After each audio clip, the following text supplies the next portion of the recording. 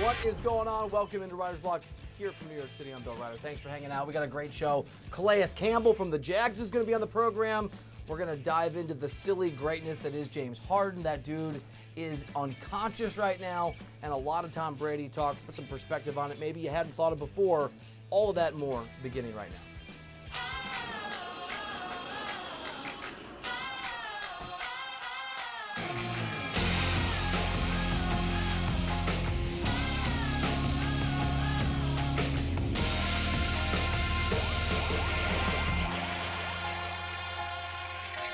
Now and starting in earnest next week from Atlanta, and this show will be there along with a lot of the folks from CBS Sports HQ. A lot of our energies are going to be on Tom Brady, his legacy, and whether or not he can win another championship. I mean, it's ridiculous that the guy is going for 6, but I want to maybe reframe how we're thinking about Brady, this particular Super Bowl, and what it means for his legacy this way. Not whether he's the best quarterback of all time, he is, or the best football player of all time. Depends how you define the importance of a football player versus a quarterback who plays football. I want you to think about the possibility that Tom Brady might be trying to chase down the most iconic athletes in the history of modern American sports and put himself atop the pantheon of every single name that has defined greatness. And the reason that that's the case is a fact about Tom Brady that he himself summed up recently. I just like winning. Gasper on the left. Just like winning. And he also likes succeeding because that's what he's done. Forget Montana, forget Marino, forget chasing down any of those other quarterbacks.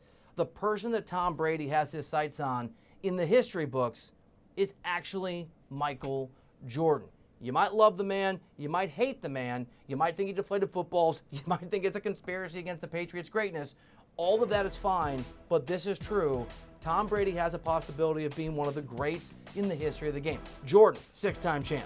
Brady could soon be a 6-time champ. And there's other iconic athletes that are part of this conversation. LeBron is also trying to chase down Jordan, the topic we'll talk about over the years. Serena Williams, who just lost at the Australian Open, is one of the great tennis players of all time. Muhammad Ali belongs in the conversation. And Tiger Woods, whatever he does this weekend, is also one of those names. And not to name drop, but I used to do a podcast with Andy Roddick. And Andy liked to make a habit of telling me what an idiot I am. It wasn't always wrong. He thinks that sometimes reporters, journalists, media members, fans get a little carried away, a little hyperbolic. So I want his perspective. I sent him a text like, hey man, off the top of your head, greatest athletes, modern sports ever. And the text came back, Serena, Jordan, Phelps, Tiger, Brady. That's the company that Brady is in now. And I think the LeBron James comparison is really interesting because narrative matters. And the way you do things matter if you're trying to separate yourself from every single athlete that's ever competed in your sport or other sports. What does LeBron have, and now Tom Brady as well? Some of the great comebacks in the history of their respective sports. LeBron marshaling that 3-1 return from that deficit against the Warriors a few years ago, and Tom Brady not with one, but the two greatest Super Bowl comebacks of all time. You know about the one from a few years ago against the Falcons. I was there, and what's amazing looking back about it, what's Jordan-esque about it, is how certain it seemed in the second half of that Falcons game when the Falcons were up 28-3 coming out of halftime, even when Brady needed the two-point conversions, if he got the touchdowns, and he went in overtime, all of which he did. But here's a reminder about what happened in 2014 against Seattle. Remember, they were down 24-14 with 12 minutes left in the fourth quarter against one of the greatest defenses we've ever seen. That Seahawks defense that year was first in scoring. They'd allowed less than 16 points per game, first in yards, just 267. And yet on the last two Patriot drives, both ending in touchdowns, to make it 28-24, Brady was 13 of 15 for 124 yards and 2 touchdowns. That's not about a system. That's not a system quarterback. That is somebody who steps up in the biggest moments and gets it done. He is the greatest quarterback in the history of the game. He is the iconic face of a sport that has defined American sports culture for 30 years and will probably continue to do it for another 30. And he has other accolades on his resume that just a few I want to hit you with because they're still mind-boggling to me. Not just the 6 Super Bowls he could win. He's not chasing, he's already there. 47% of his seasons he has ended up in the Super Bowl. He is a 4-time Super Bowl MVP. And more shocking to me, let me give you the list of Tom Brady's Super Bowl appearances and appearances by every other franchise in the National Football League. The most Super Bowl appearances for a franchise that's not the Patriots, The Steelers, they've been to 8 Super Bowls. That's pretty good. Brady, 9. The Niners, 6. Teams like the Packers, 5. I mean, look at that list. And it's not just that. Wins as well. If Brady gets the victory by himself, he will have as many Super Bowl championships as the entire Steelers organization. He already has as many as the Cowboys and the Niners. He has more than the Packers, the Giants, and every other organization in the NFL. Hate him, love him, but appreciate him. Tom Brady has the chance to be the greatest athlete in modern American sports. Remember, you don't have to like these guys. Whatever your take on Tom Brady, Ty Cobb wasn't likable. Michael Jordan wasn't likable. LeBron James, I covered the guy, is likable. None of that matters. Pete Rose wasn't likable. Tom Brady and his greatness is his excellence is a thing to behold. So appreciate it. Take it in. Remember how quickly these things go away. There was a point where Tiger was sure to pass Jack. Now we're all hoping he'll just win one more major. One more. That's what we're hoping for. And Brady knows it. He winks at it. He's aware of the difference between his greatness and how much we all look past him. And he let us know that after they won, he and his team, that AFC Championship, or as they headed to that AFC Championship game. I know, everyone thinks we suck and, can't win any games, so we'll see. Yeah, I thought you sucked so much that I bet against you in every one of those playoff games, and I lost money because of it. I'm done doing it. Tom Brady next week as we discuss whether or not that Patriots team can get it done, whether McVay can come up with a game plan, what rabbit Bill Belichick's going to pull out of his hat. The real story, the lasting story, the story we'll be talking about 30 years from now, if in fact the Patriots win, is that we're still watching the greatest sports athlete, the greatest competitor, and maybe the greatest winner in the history of American sports. And I say that as a guy that grew up in the burbs of Chicago and Iowa on Michael Jordan. I hate it, but it's true. I'm done pretending Tom Brady sucks. I'm done pretending the Patriots suck. They're pretty special, and he's the greatest of all time, and maybe not just in his sport. I'm going to ask Calais Campbell about Brady. He's joining us in a minute. I'm going to ask him how you get to Brady, why the guy is so elusive. Calais is a really good dude. In fact, just won the Bart Starr Award, which is an award about class on and off the field. Really looking forward to the conversation with the stud defensive end for the Jags here on Writer's Block in just a few minutes.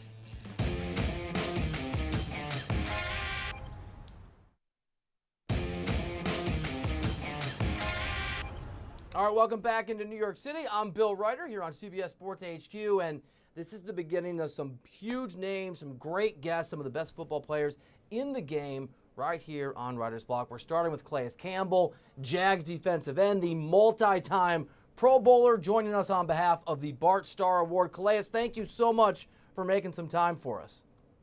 Hey, no problem, man. Thanks for having me.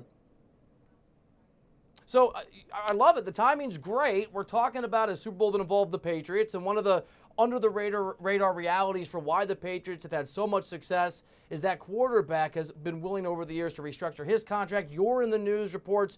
You're contemplating doing the same thing with Jacksonville to make some cap space so they can go out and add some weapons for you and your teammates. Where did that decision come from that you were open to doing that with your contracts? Well, I mean, this is a very beginning talks, and nothing's really set in stone or anything's going on. It's just communicating. When the season ended, just with the GM, and he was saying that he's gonna get in touch with my agent and they're gonna work out something. We'll figure it out. And people just ask me, a restructure is really just moving money around, and sometimes to create an extension to make that happen at the end of the day. But I know, with the stuff going on and with the salary cap the way it is, there's going to be some moves made. And, I just told him I was open if my agent, figure that out the best way, But it is, it's a challenge always. It's not going to be easy. It's just something that's a possibility. I mean, a man's money is a man's money. Just being willing to have that conversation, at least from this side of the equation, pretty selfless move. And certainly the reports that are out there are speculating that if they could find the cap room, your team might be interested in going after a guy like Nick Foles. Do you ponder who they might use the money for when contemplating that negotiation with your team? Well, I mean, at the end of the day, our front office is great. They do a good job of finding the best guys. I really am impressed with the guys in our front office, and I know they're going to try to go out there and find the best people that can help us win. Right away. I think we have a window, we feel like we can still be contender and try to win the Super Bowl. And to do that, you got to get the right players that can come out and help us. And so free agency is such a crucial piece of that, and I know we're going to go out there and try to get the best names. And so hopefully we can get somebody who can really make a difference. And Nick Foles would be awesome. I know he's going to be really sought after by a lot of teams, so it's going to be tight. But I'm looking forward to seeing what happens. I want to ask you about this trend of guys playing, not just Tom Brady, for a long time. Former teammate of yours, Larry Fitzgerald, and a great guy, we've had him on the show here a few times, is coming back for another season. Why do you think we're seeing so many guys at such a high level of this sport playing longer than guys did 10, 20 years ago? Well, I mean, I think it's a balance. I mean, Jerry Rice played 19 seasons. Bruce Smith played 19 seasons. So I guess it's certain guys who can do it. And it's Larry Fitzgerald's a guy who takes care of his body. He's been very blessed throughout his life. And very healthy throughout his career. And he's a guy who he loves the game of football. So I mean, I could see him playing another year or two after this one too, if he really wanted to. But I think it really comes down to it is how his body feels. And he's taking care of himself. He's the one to tell me to take care of myself. And so, hopefully I can follow his footsteps and play a few more. You mentioned that your Jags have a window last year, a game away from the Super Bowl this year, not the outcome you guys wanted. As you look at next season, 2019, 2020, what can Jacksonville, what can your Jags team do? What's the outlook for your organization in the next 12 months? I think the biggest thing is just trying to accumulate as much talent as possible and get the right kind of guys in here that can help us go out there and win the Super Bowl. I mean, that's the ultimate goal for every team during the offseason, but I believe that, just knowing that the guys in our locker room, the talent we have, and if we can add one or two more pieces, we can really have a good chance at it, and it's going to be hard. Obviously, it's never easy. But, I feel like we have a good core nucleus, and we have a good leaders in our coaching staff. And I'm looking forward to seeing what happens, man. But we definitely have the talent. We have the drive, and it just comes down to execution. Getting to the quarterback, obviously a really important part of trying to draw up a successful game plan. You're one of the best in football at doing that. I think it's 25 sacks over the last couple of seasons. Tom Brady has been a very elusive quarterback in that respect in his career. You got to get to the guy. It's hard to do. If the Rams reached out, if somebody asked you, Calais, what's your advice? How do we try to get to Tom Brady? What would you tell him? What would be the advice? Man, he's probably the best I've seen in my career. Him and probably Peyton Manning, just get rid of the ball and as soon as it hits their hands, especially early on in the game, so it gets you kind of frustrated. And then later on, when the game's a little more, each play's a little more intense and matters a little bit more, he starts holding on to the ball. But you're so frustrated as a pass rusher, he really gets you going. I think the biggest thing you have to do to get to him is really you have to work games, and you have to try to get pressure up the middle in his face right away, get him off his spot. But he actually has the best pocket presence I've ever seen at a quarterback, being able to move around. I mean, I know his knock on him is not very athletic, but, when it comes to sliding and knowing how to stay in between you and his blocker, he's the best at it. We just talked at the start of the show about just the absurdity of Tom Brady's successes. Every other season of his career, for example, he's been in the Super Bowl. I won't throw all the stats at you. Are you able to, even begrudgingly, appreciate that and recognize that? Or when you're competing against a guy, especially a Patriot, will you wait for retirement to look back and say, that guy was pretty special? No. I mean, I say it now. Tom Brady is, the best player I've seen play football. And I'm a huge fan of his. Just the way he prepares. The dedication he puts into his craft. I mean, that's not, what he does is not easy. He sacrifices so much. He dedicates so much to being that good. Consistently. And in this game, for you to win, each and every year is very tough. You never see teams be able to do it consistently like that. And so for him to continuously be a contender and put himself in a championship position, is rare and unheard of. And, I admire it. And, it drives me because, he's the guy, when I'm training, I'm like, man, to beat Tom Brady, I have to go even harder. What I'm doing is not enough, if I'm not trying to beat Tom Brady. And for Bill Belichick and his staff, as they try to game plan how to attack a Rams offense that, like the Patriots offense, one of the 4 best in football this season, what do you see there defensively? What do the Patriots need to do to try to slow down that very high-powered offensive attack for Los Angeles? Yeah, I mean, Bill Belichick is a genius at coming up with a game plan and making teams, do things they don't want to do. make you uncomfortable, taking away your best assets and making you beat them different ways. But I also think Sean McVay is a great genius at doing adjustments. He made a great adjustments last week against the Saints. They started out really taking away everything the Rams wanted to do, and then he came in, made some halftime adjustments, and they started moving the ball, scoring points, and that was the difference in the game, in my opinion. And he's going to have to do that again against the Patriots because the Patriots are notorious to take away what you want to do. Whatever you like to do most, they're going to take it away. You have to beat them doing something you're not comfortable, something different. But at the same time, if you can do what you want to do while they're trying to take it away, that gives you the best position. What the Eagles did last year, being able to do those RPOs and take the top off, but also still be able to run the ball. That's why they scored so many points. That's why they won the game. And it's going to have to be a high-scoring game, and they have to put up points if they want to beat the Patriots. Calais, you play the game professionally. You're a multi-time Pro Bowler. You're in bang-bang play after bang-bang play. So you know what the speed of the game is like when it's actually playing itself out. That blown call last week by the officials has been talked about a lot. As a player, as one of the better players in the NFL, what do you think about the idea of making pass interference reviewable and or just accepting that sometimes blown calls are part of the deal? I think it's part of the game. You can't go change all the rules because of it. Obviously the referee missed a call there and it affected the outcome of the game, and it sucks. But at the end of the day, there's a margin for error for every part of the game. And the referee made a mistake, and maybe there's a way to prepare them better so they don't miss those calls.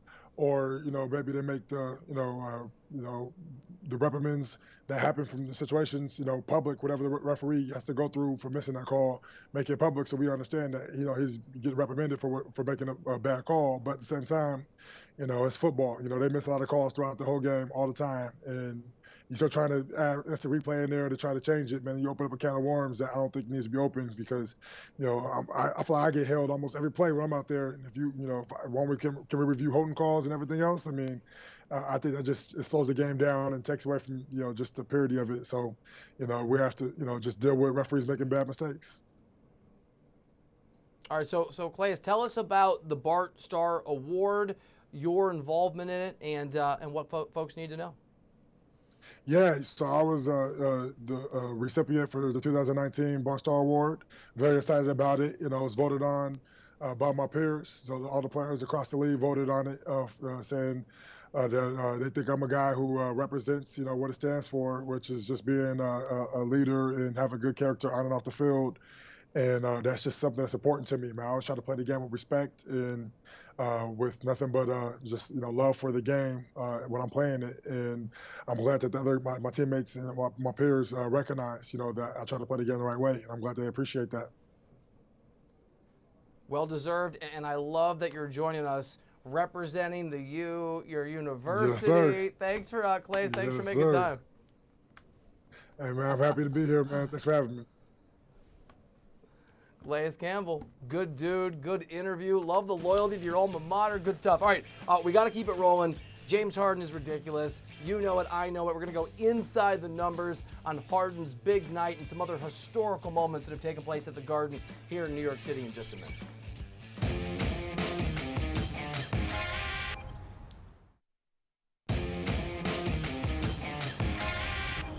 All right, welcome back into the show. We have some crazy breaking news here on CBS Sports HQ. That guy is good at basketball. James Harden, oh my gosh, the beard is playing some of the fiercest basketball we have ever seen. Dropped 61 last night here in New York City at the Garden, one of the temples of the game. We're going to go inside the numbers on this dude and some historical other moments of greatness in that shrine to hoops. We'll start with 261. James Harden has scored 261 points. Oh my goodness.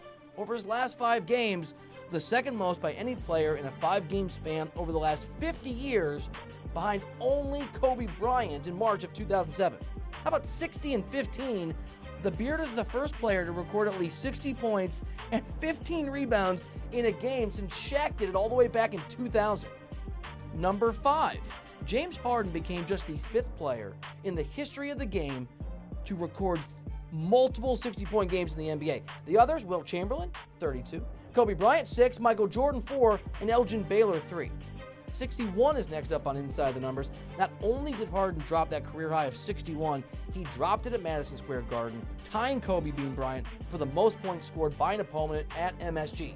And speaking of MSG, a few Inside the Numbers, a bonus Inside the Numbers, revolving around that wonderful spot. In jar 62, Carmelo Anthony holds the record for most points scored in a game at MSG with 62. He completed that feat 5 years ago to the day against the Charlotte Bobcats. I love this one, 11.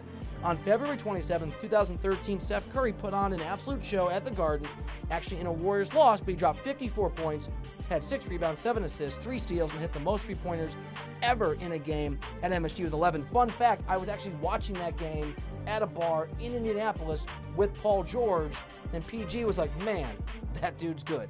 Yes, he is. 55 is next up. Michael Jordan's double nickel game. Jordan dropped 55 points in a comeback win over the Knicks at the Garden in the season he returned to the NBA wearing number 45. I'm old enough to remember that moment. And 54, we can't forget about LeBron. The next game in the Garden after Kobe dropped 61. The next game! Oh, poor Knicks fans. LeBron and the Cavs visited New York City, and the King dropped 54 points, had 9 rebounds, 11 assists, and 2 blocks for good measure, because why not? The Knicks were certainly in the giving mood in February of 2009. Not much has changed. All right, more somber news. Victor Oladipo was carted off in the game last night with what appeared to be a gruesome injury, and the confirmation came a short time ago. He will miss the remainder of the season. We've had Vic here on the show. He's an incredible human being. Our thoughts are with him, our prayers are with him, and that's not just us, of course. Many of the biggest names around the NBA responded last night with their well wishes and their concerns and their thoughts on social media for Oladipo. We've seen some of these injuries before, right? We've seen some of these responses before. You've got LeBron James reaching out. You've got Paul George, who had his own horrible injury, has come back better than ever. So Victor Oladipo is down right now. He is out for the season. But if anything, we know that guys today can come back, can recover, and we're, of course, hoping that is the case for one of the best players in the game, the heart and soul of that Pacers team, and more importantly, a really, really good dude. Thank you so much for being here. Thank you so much for hanging out on the show. We will see you tomorrow. Kelvin Gastelum's going to be our guest on the program. CBS Sports HQ continues in 30 minutes. Sportsline's going to get you set if you have any, money decisions to make as it relates to the very sports that we love. Thanks for being here. See you tomorrow.